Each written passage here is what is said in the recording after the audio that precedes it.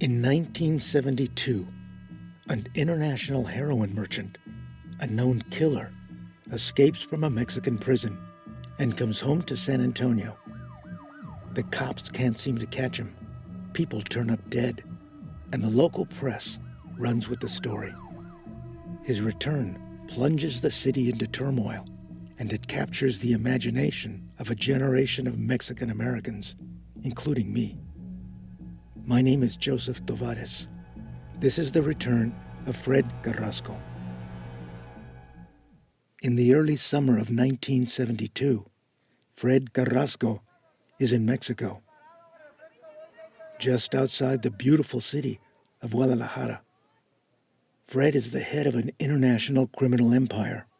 He buys and ships high-grade heroin to the U.S. Carrasco is a serious man at the top of his game. The 32-year-old is rich and lives well. But all that is about to change. In September, Carrasco's life implodes. He's arrested and locked up in a bleak Mexican prison. It's the start of a long descent. At the time, I'm a 17-year-old high school senior, part of a generation of rebellious, impatient young people. I have deep roots in San Antonio. My family's been here for generations. I'm deeply connected to this place. But at this point in my life, I can't wait to get out. My desire to leave is driven in part by my age and the need to be on my own. But it's also about what I see when I look around. The deck is stacked against Mexican Americans. Anyone who doesn't see that isn't paying attention. If things go well, by this time next September, I'll be in some college on the East Coast. One more year. I just have to get through my senior year of high school. And what gets me through is the return of Fred Carrasco. At the start of my last year in high school, Fred Carrasco escapes from that Mexican prison. He slips across the border and makes his way back home to San Antonio. The cops search for him, but he's always one step ahead. The longer he's free, the more popular he gets. By the spring of 1973, Fred Carrasco is a celebrity gangster. A near hysteria grips the city. Everybody seems to know somebody who knows somebody who has seen him. The press loves the story. It's the Fred Carrasco Show, one headline after another.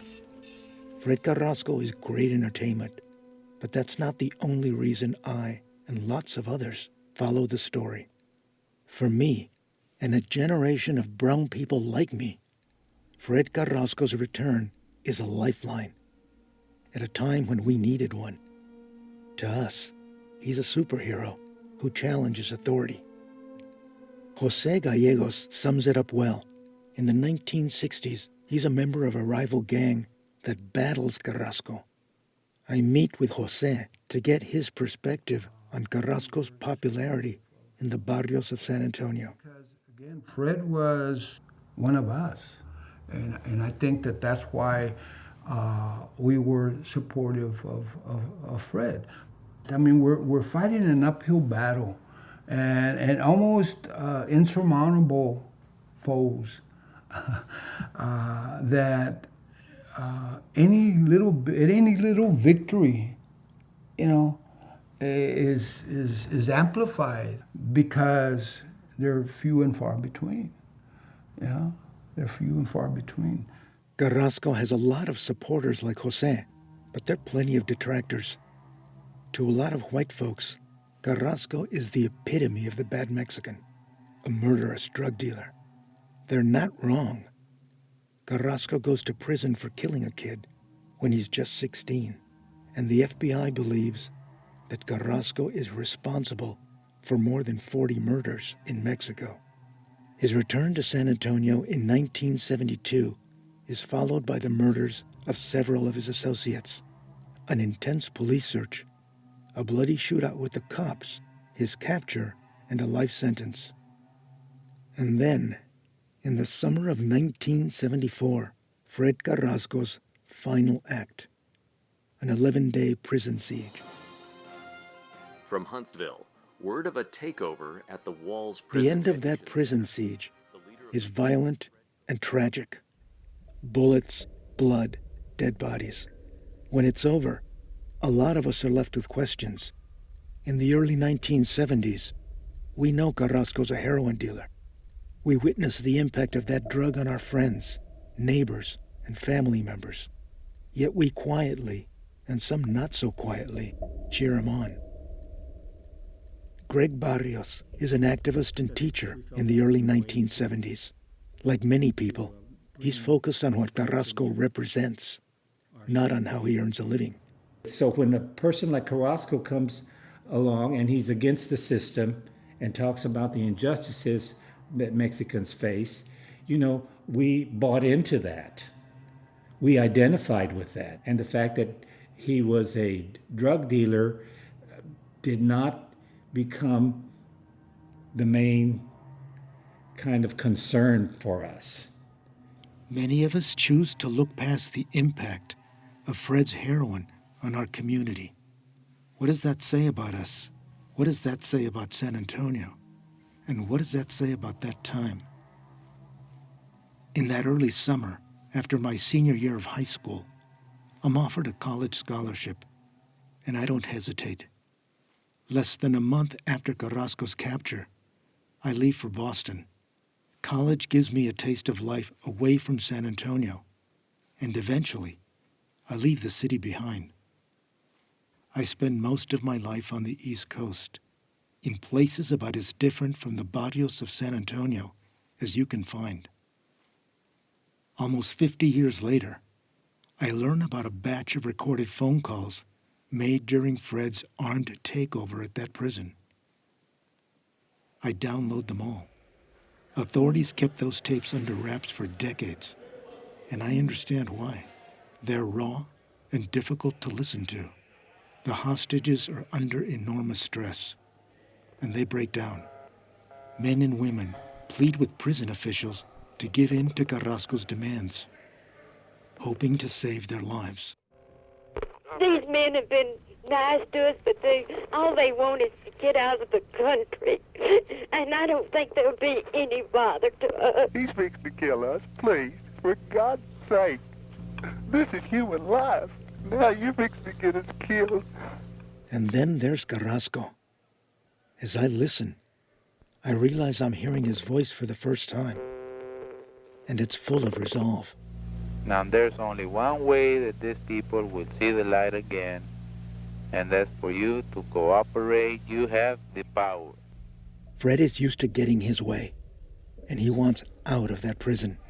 When the governor offers to review his case, if Carrasco releases the hostages and surrenders, Fred's response is direct. I told you, mister, that they can shove that up their ass. I mean, I'm not interested in what the government thinks. The tapes reveal a man who is profoundly complicated. Fred may not have a formal education, but he's smart. I know what kind of system we have here in the United States. A lot of people don't see it that way because they have never been in this one. At times he's brutal, and other times polite. He's calm one minute and angry the next. Ya quieren hacer lo que les da su chingada gana, cabrón. Quieren chingar conmigo de esa manera. Que este hijo de chingada madre quiso bloquearme y a mí no me va a bloquear.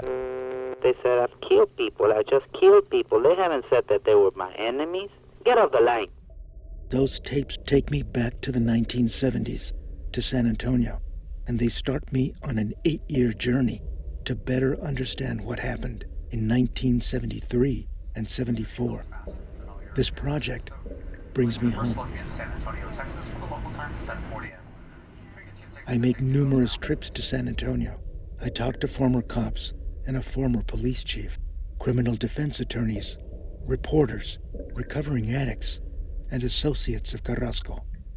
I compile police reports, newspaper articles, census data, genealogical research, and FBI files. The end result is this multi-part podcast. It's the story of Carrasco's rise and his fall. And it's a snapshot of San Antonio in the early 70s. The San Antonio of my early childhood, before I realize what the world is really like, is idyllic. We live in a barrio in the far west side of the city. Most people are poor, and it can be a rough place. But my childhood is filled with joy. My parents, especially my mom, work hard to keep us safe. I have one sister and 3 brothers. My dad drinks too much, but he's a good provider. He's a sheet metal mechanic who works 2 jobs, plus side hustles. Mom is tireless. She works from sunup to sundown. Together, my parents construct a bubble for us. I'm sheltered, and my world is small. My grandmother, my mom's mom, lives in the neighborhood, next door to my uncles and their families. Mom's sister lives a block away. I'm watched over, taken care of. Life is good. So why, by the age of 17, am I so desperate to leave? One story sums it up pretty well. We live in one of the largest Mexicano communities in the country. It's understood that this is where people like us are supposed to live. But one day, when I'm about 10 years old, an ad catches my dad's attention. Land for sale. Dad has a romantic notion about a place in the country, a ranchito. One Sunday, we all pile into the station wagon and drive out to a place north of the city where very few Mexicans live. I remember it as a sunny day, and the place is pretty, dotted with oak trees. The land company has cleared an area for some parking and a sales office, which is really just a mobile home. When we arrive, my dad tells us to wait in the car with Mom while he goes in to inquire about buying some land. I watch as other people, all white, come and go. After what seems like a very long time, Dad emerges and walks directly to the car. I remember that his shoes kick up dust as he walks. From the expression on his face and his gait, I can tell he's angry. He gets in and slams the door shut. No one in the car says a word, and we head back to our place in the barrio, to our bubble. Later, my mom tells me that the salespeople didn't refuse to sell to my father. They just ignored him. No one talked to him. It was as though he didn't exist. As much as I'd like to, I can't get that memory out of my head. In my early teens, I start to venture out. I see more and more evidence of a world that is far from fair. The segregation in the city is plain to see. In the white parts of town, the homes are nicer and the neighborhoods have sidewalks. The water from the spring rains magically drains away. Our neighborhood floods regularly. In the 1960s, I start watching the evening news with my dad and older siblings. I see people fight for civil rights, and the images startle and inspire me. Local newspapers report on civil rights issues closer to home. The world is changing. All of a sudden, we're no longer Mexican Americans, we're Chicanos. In high school, a good friend's older brother, a guy named Willie Velasquez, recruits us to work the polls for Chicano candidates. I begin to see the world through a political lens. By the time I start my senior year in high school, I'm impatient and angry. That's when Fred Gomez Carrasco returns to San Antonio. He's just the guy I've been waiting for. Someone else is waiting for him too. As I listen to the tapes from the prison siege, one name keeps coming up, a San Antonio cop named Bill Walbacher. It's clear that Carrasco despises this man. On the tapes, he accuses Walbacher and a partner of murder. Now, these 2 officers that I'm talking about, they killed some people that I knew, and then they said that I was the one that killed. I mean, I could care less if I did kill him, I'd say so, because I have nothing to lose. Carrasco repeats those accusations several times to different reporters.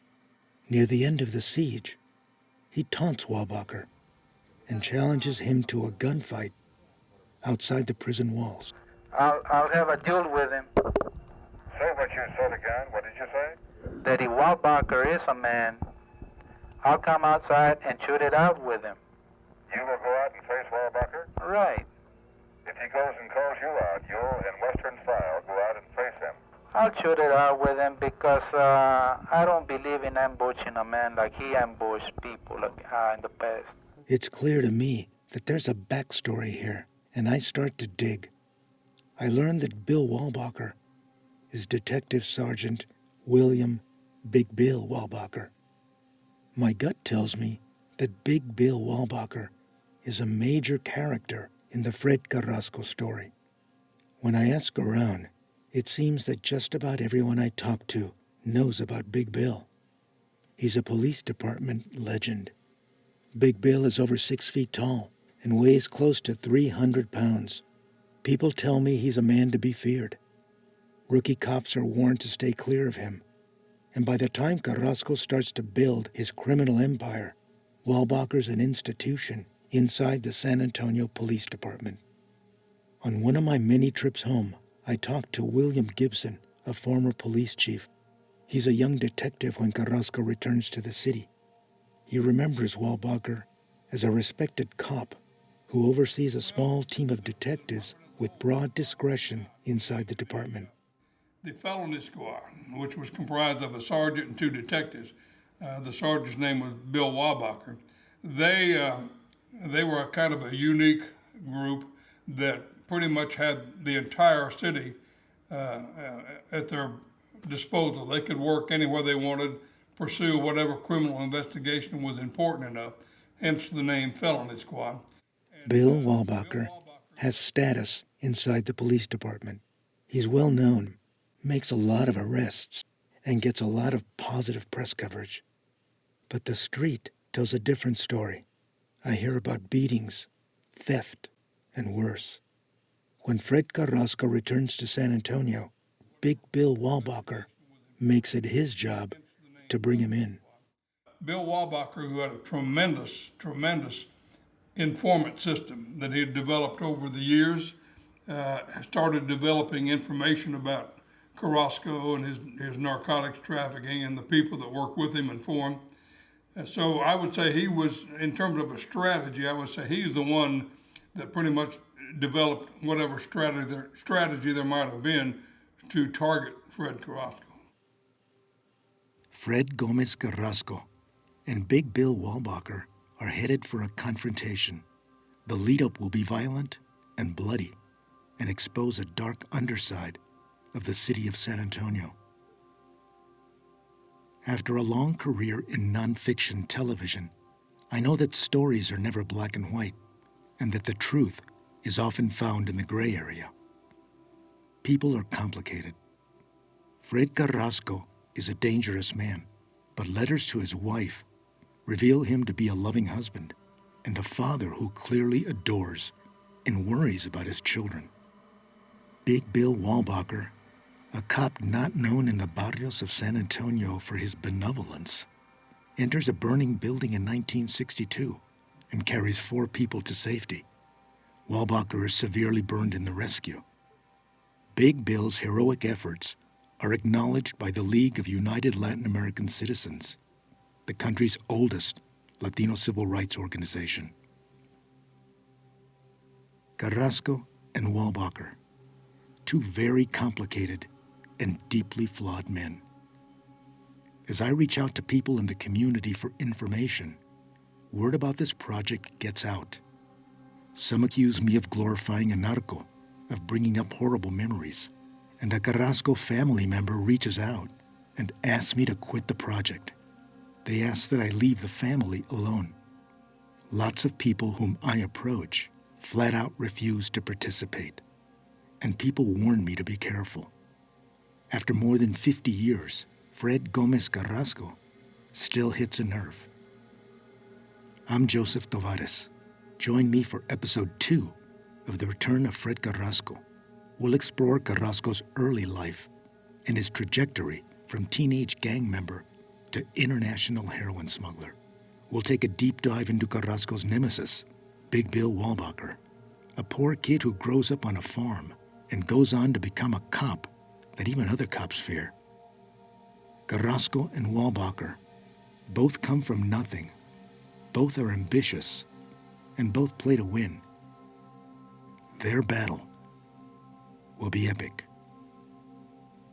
To learn more, visit thereturnoffredcarrasco.com.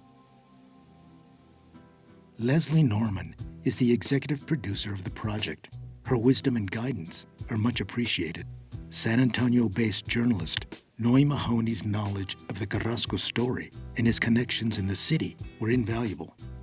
Michelle Mondo, an amazing researcher and private investigator in San Antonio, tracked down many of the people who made this story come to life, and she unearthed long-forgotten documents.